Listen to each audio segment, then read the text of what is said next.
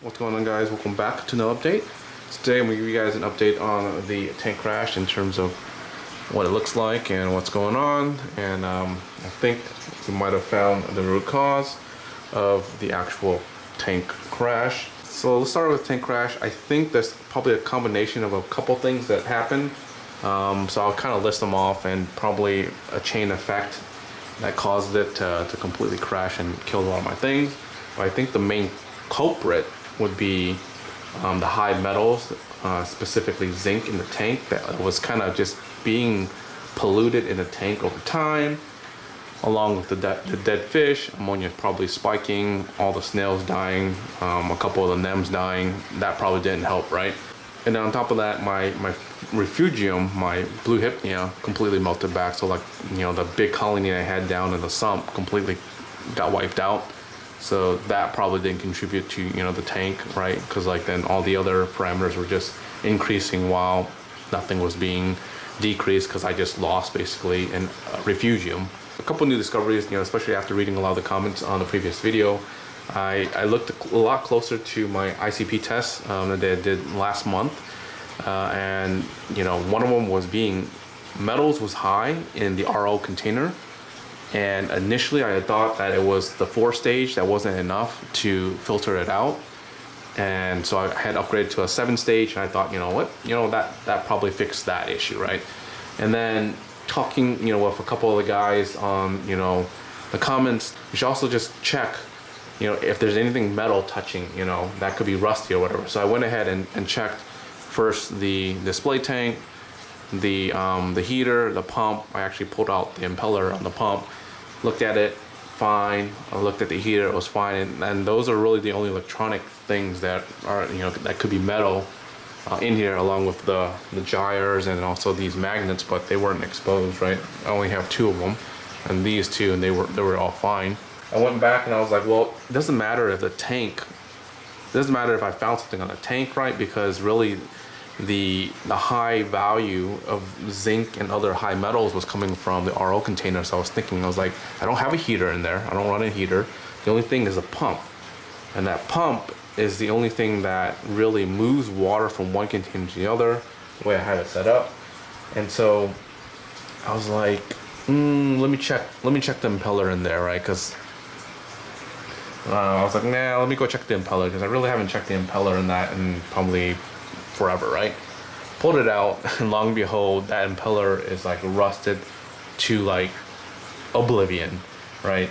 It looked like the inside of the pump had like some sort of like swollen or warpage or some thermal something, and it caused like that hole to have like these like rigid or bumps. So like as the impeller was spinning, it was getting caught in those bumps, and it was rubbing and it was grinding, and basically rust was being produced there.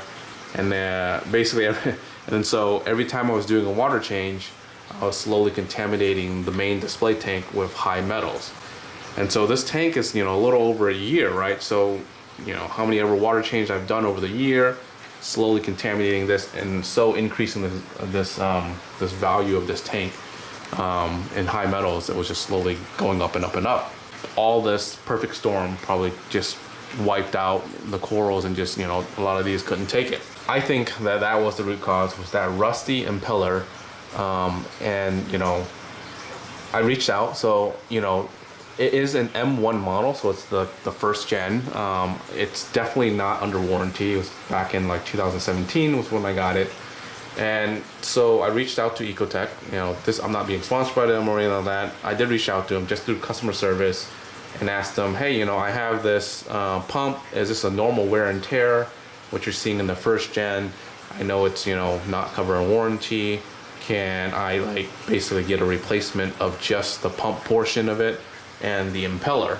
The customer service rep was really nice. Basically said, you know, hey, look, it looks like a swollen damage on the body. Go ahead and send it to the repair team if they can repair it. I just have to pay for, you know, the cost of the parts or the whatever replacement. And if they can't repair it at all, or, you know, they'll just send me a new pump at a discount or something like that. I was like, okay, great. You know, I knew that I wasn't going, you know, I knew that, you know, it's not going to be covered in warranty. I even said it up front, hey, it's not under warranty, whatever. Sent it in, and within, you know, a couple of days, or maybe 2 days or 1 day of them receiving it, they replied back and said, hey, you know, look, we'll send you a new pump free of charge. I was like, whoa, what? I was like, free of charge. Well, you know, we'll take care of it. I was like, oh, sweet. So I get so basically I get a new like M2 pump. So the only thing is when I got it, the controller, I have an M1 controller, which is using like the old like Ecotech like linking system where you have to have like a router. I don't have a Morbius like adapter to it, so I was just like, I plugged it in and everything, and the pump doesn't work. I mean, it's like, it just doesn't work at all. I was just like, oh, that was weird. So let me go ahead and message them again. I messaged Ecotech reps. I was like, hey, you know, I tried to plug it into my M1 controller, and the M2 pump doesn't work. It doesn't turn on. And they're like, oh, I was like, I think the controller is like probably the issue. Maybe you guys have it under Morbius or something like that. They're like, okay, cool. We'll send you a controller. I was like, whoa. I was like, what? So they're going to send me a M2 controller free of charge.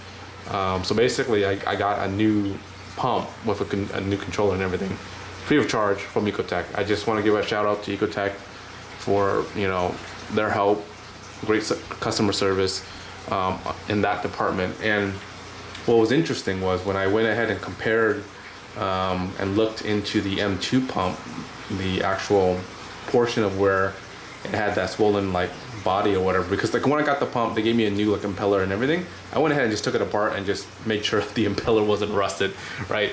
Because, you know, they could have given me a refurbished one or a used one or whatever, and I was like, I just want to make sure.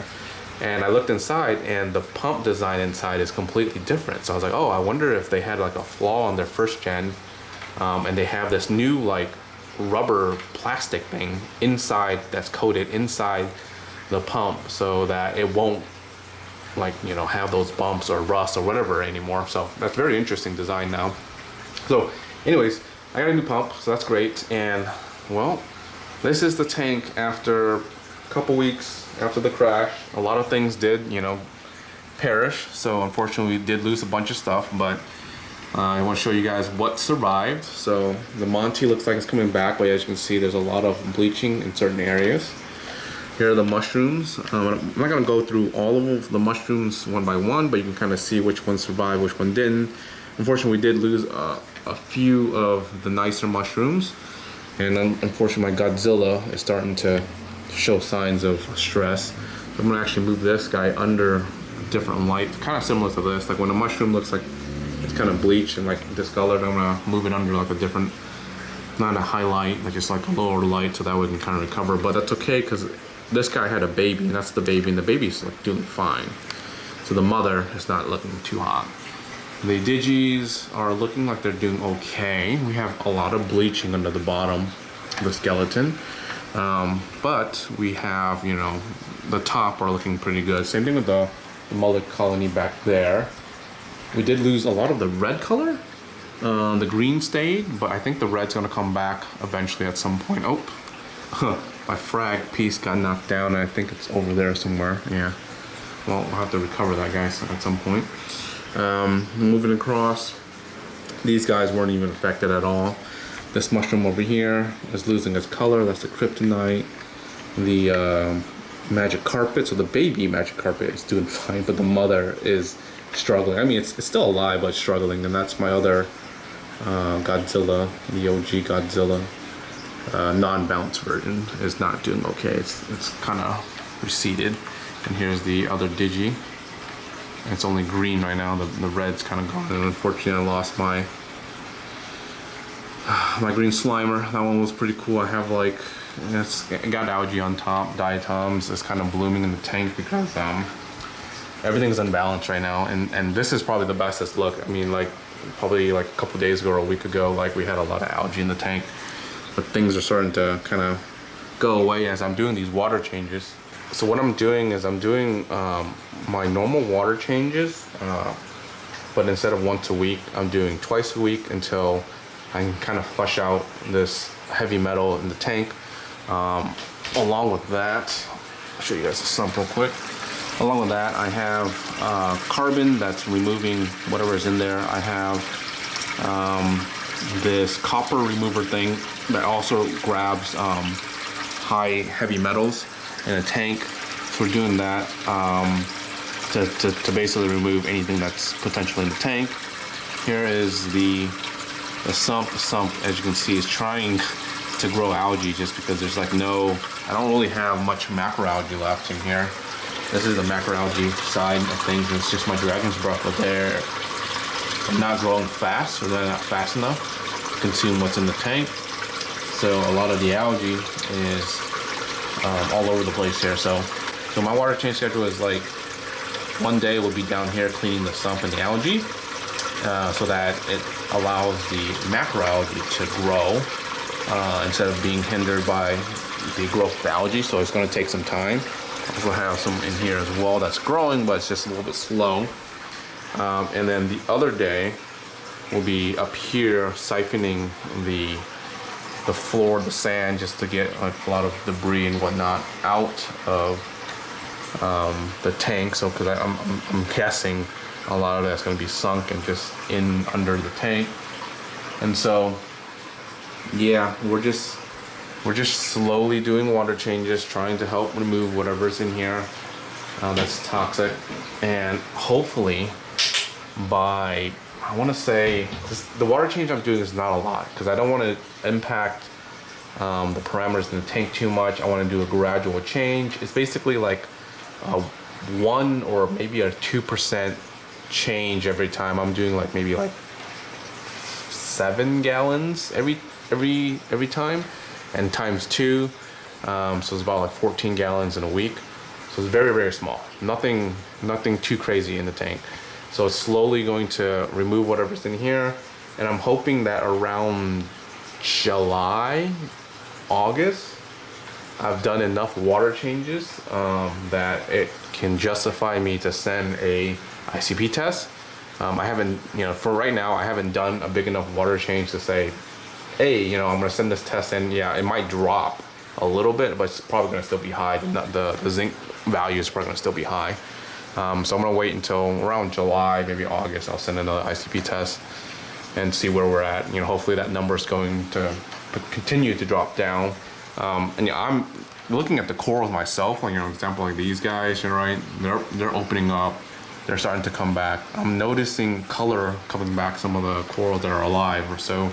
I know that the water changes are helping now that the RO container is not contaminated with, high levels of heavy metals, right? We're bouncing back, the NEMs are opening up again. They're starting to be a little bit happier. So again, things are looking like they're coming back. Hopefully. I did add in, the only thing I added in was some additional snails, added in a couple urchins. One of the urchins didn't make it. These guys are kind of a hit or miss in terms of, adding snails, adding urchins. So one of them did make it. The other ones look like they're doing okay. Like that one's kind of just buried under there. This is the original OG that survived through the tank crash. He's still alive. But yeah. So yeah, that's where we're at in the tank. Things are looking okay. Now, fish are, they've been fine except for the one that, died. But the corals itself are looking a little bit better. A little bit better every week. So maybe in the next update we'll get some color, and hopefully a lot of this algae will slowly go away with these water changes. So I just want to say thank you for the folks that commented on the last video in terms of suggestions, things that to look for that potentially could have caused the tank crash. I did look at a lot of things, right, and potentially ruled out a couple things, and luckily we did find that rusty impeller that was the culprit. So yeah, if you guys aren't subscribed yet, make sure to subscribe. Until next time, guys, peace.